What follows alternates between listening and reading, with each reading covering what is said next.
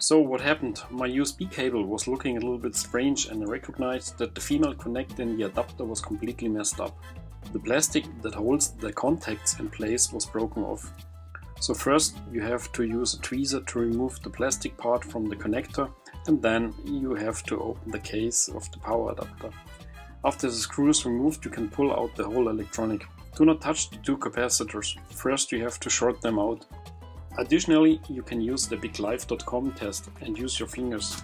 By the way, this adapter is rated with 5 volts and 3000 milliamps, which means 15 watts, enough to power your Raspberry Pi. Usually there's a fuse on the board, and in respect to the messed up USB contacts, I thought it's recommended to make a quick continuity test with my multimeter.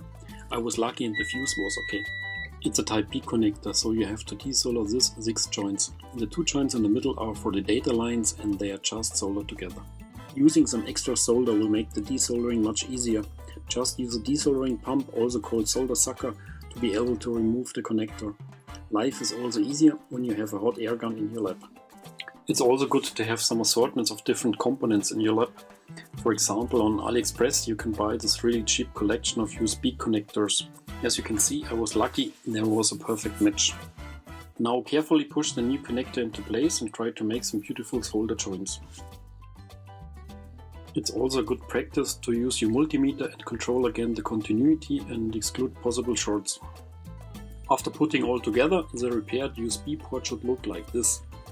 And if the solder joints are all correct, we will see now 5 volts and up to 3 amps from the fixed USB power connector.